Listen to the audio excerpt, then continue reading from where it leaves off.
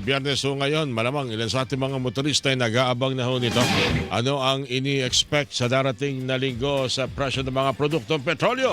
Ang Direktor ng Oil Industry Management Bureau ng Department of Energy, nasa ating linya si Direktor Rino Abad. Direktor Abad, sir, kumusta na ho kayo? Magandang umaga, Attorney Rino. Sir Orly, magandang umaga sa inyong programa, sa ating mga kababayan po. Maraming salamat sa pagtangkap na napakaaga kasi marami rin sa atin talaga nag-aabang ng maaga kung ano po kainatnan ng presyo ng mga produktong petrolyo for next week. Ano ho ang lumalabas sa unang apat na, linawin natin, unang apat na araw, 5 araw po yan, pero pang 4th day pa lang. Ibig sabihin, meron pa tayong isang araw na aabangan para tuluyang malaman kung magkano ang presyo. Pero kumusta po tinakbo itong unang apat na araw, Attorney Rino? Sir Orly, hindi naging consistent yung trend nung trading price for the 4 days, no? So, akyat baba to the extent na ah, hindi ho siya makadiretso ng baba, no? Ah, Baka ho ang estimate ho natin next week, alanganin, pwedeng rollback ng konti or pwede ding baka may increase din ng konti. So dahil may range tayo ng 2 pesos, pwedeng ganun ho ang mangyari. May konting rollback to konting increase. Ibig sabihin, yung presyo ng crude per barrel, hindi tuloy-tuloy ang pagbaba, naudlot sa madaling salita, Attorney Rino? Opo, hindi gaya ng last week na dire-diretso, no? Malaki agad. Ngayon parang aakyat babaho eh. For example, ang diesel $114 sa Monday, bumaba ng 110, umakyat ng 111, ngayon umakyat na naman ng 112, kahapon 112. So hindi natin hindi ho dire-diretso. Kaya halos walang yung apat na average, nung apat na araw na average, parang halos hindi siya nakakumpara ng malaking pagbaba doon sa last week average. Okay, so madaling salita, aasa tayo sa huling trading bukas at didepende yan kung ano ang mangyayari sa resulta ng hatakan o ng tug of war, kung magkakaroon ng rollback o magkakaroon ng increase, Attorney Rino. Bakit kaya? Ano ang posibleng dahilan kaya nito, Attorney Rino? Sa kabila ng magagandang mga balita na nakaraang linggo, kaya nga tayo nagkaroon ng malakihang rollback last week. Ibig sabihin, naka-apekto yung mga patuloy pa rin na manakanakang mga tensyon diyan sa gitnang silangan, Attorney Rino? Kasi may lumalabas na report na may cargo vessel daw na tinamaan doon sa malapit sa Oman. Oo nga raw po. Kaya nga po ang evacuation effort doon sa Strait of Hormuz was actually put on hold na naman. Hindi ho pa masiguro kung siguro iniimbestigahan yan ngayon kung galing Iran yung atake. So actually ano yan, Sir Orly, no, meron lang namang ganyan siguro dahil panimula pa lang nung agreement, understanding, MOU. So sana wala na ho talagang mga ganyang takot na mangyari next week para we hope na magkaroon pa ng pagbaba. Alright.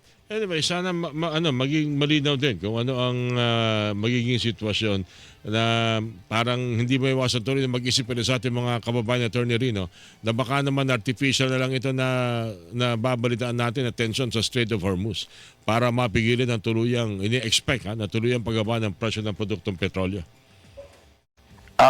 Yun lang naman ho ang magiging factor dyan. Sabi nga natin, yung 60-day compliance period nila will test yung kung anong magiging galaw talaga nung price. Dahil nga manaka-naka, baka may gulo ng konti, tapos meron na namang okay na naman. So, kung ganun ho ang period of compliance nila, ganun din ho magiging ka-volatile yung magiging experience natin sa price in the next 2 months. So, ito na nga. Nandito na ho tayo sa ganyang period. Na marami tuloy na iinis sa produktong petrolyo, Attorney Rino. Kaya yung iba para talagang nag-iisip kung paano unti-unti mawawala sa paggamit ng fossil fuel ang kanilang mga bansa dahil sa ganyang sitwasyon. Lalo-talo na doon sa mga naririnig natin. Siguro bilang huling tanong na lang, Attorney Rino, mas maganda magaling po sa inyo. Kasi kahapon nakikinig ako sa mga reaksyon ng mga transport group na yung pahayag na maaring bumalik sa dating presyong produktong petrolyo by next year pa. Ang sabi nila, ba't napakatagal naman nun? Ang pagtaas parang pipikit ka lang, kinabukasan, iba na't mataas na ang presyo. Nung nagkaroon na kaguluhan sa Middle East, dapat automatic din daw kung magkakaroon ng rollback, hindi yan naabutin ng buwan. Attorney Rino, anong reaksyon niyo po doon? Well, minsan kailangan naman din harapin nitong mga taong to ang sitwasyon na hindi ho ganong kadali. Gaya ngayon, alam ho natin na volatile pa rin yung area. Hindi naman ho, parang hindi ko lang masabi no na may reality on the ground ay hindi ganon sa kadali na sabihin. So, unfortunately, pag hindi ho tinanggap yung ganong sitwasyon ng mga taong to, parang nangangarap lang ho sila na para bang yung gerang nangyari, parang magkapit-bahay lang na pinagkaibigan ng kapitan, ng barangay captain. Hindi ho ganun yung sitwasyon doon. So, at hindi mo rin ho makontrol yung galaw ng global market. So, hindi ho Department of Energy ng Pilipinas ang magsisiguro ng mga bagay na to. Una, yung volatility ng agreement at saka volatility ng price. Alright. Napakalayo ho yun. Kaya ang suggestion ho natin is we just conform to reality yung expectation. Otherwise, pag hindi ho, maiinis nga ho talaga, sabi nyo, maiinis at maiinis at hindi ho maganda ang resulta dyan. Maiinis lang ho ang mga taong yan. So yun ho naman ang sinasabi natin. The Department of Energy is always reporting the truth of what's happening.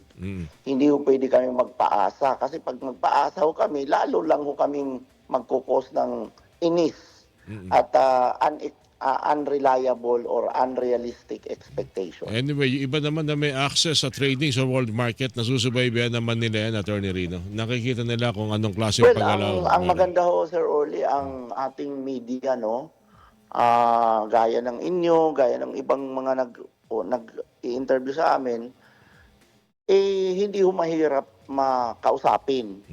And I think giving us the opportunity na mag-explain ito, na ihahatid natin ang amin na nga lang is sana yung mga ganitong mga